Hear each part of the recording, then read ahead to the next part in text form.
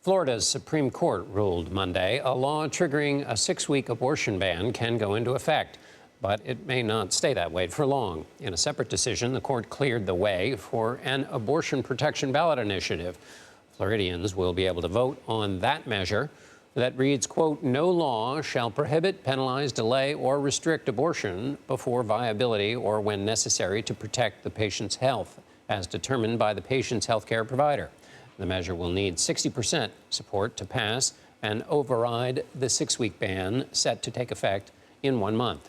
Kate Zernike joins me now. She's a national reporter for the New York Times and has been covering abortion. Kate, thank you for joining us. What's your take? What's your analysis of the decisions today?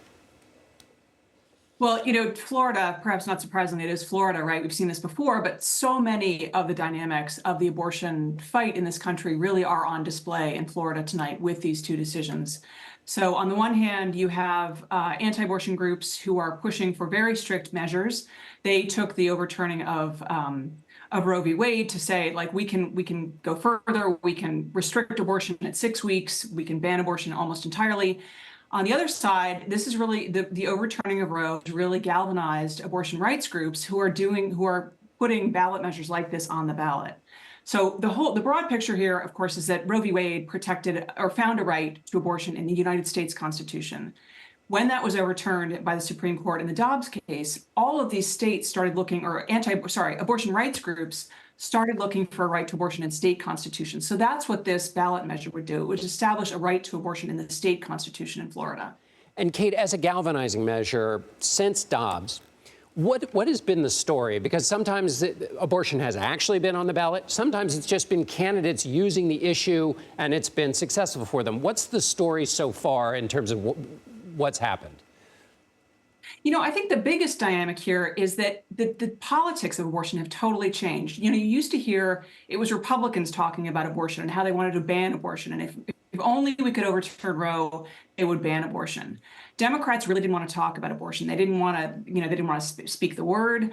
This has completely changed now because Democrats recognize that largely because of these ballot measures, there's going to be wind behind their sails because of the Dobbs ruling. And anybody who wants to come out and vote for an abortion rights measure is likely going to be supporting Democratic candidates. So we've just seen a whole reversal in who's talking about abortion now in this election season. And so is that how analysts come to see this? In other words, basically it now helps Democrats, hurts Republicans. Is it that simple, or are there idiosyncrasies in individual states that make it, of course, more complex in a big country? Yeah, there are totally idiosyncrasies, as you say, because there are many Republicans who don't necessarily want abortion, but they don't think that they don't necessarily support abortion. They wouldn't want to choose one for themselves or for their daughter, for their wife, but they resent the government intrusion, right, into the decision. And so they might come out and say, okay, we don't think that the state should be involved in making a decision about whether a woman should have an abortion, but that doesn't mean we're going to vote for President Biden, right? So the two don't necessarily match up. And finally, you already alluded to this, but the anti-abortion lobby was arguably one of the most successful lobbies in American politics. What's the status of it now, and now with other issues like IVF? How is it trying to manage this new political moment you've described so well? Well, I think they're really surprised by the level of support for abortion rights, and so I think they are trying to explain.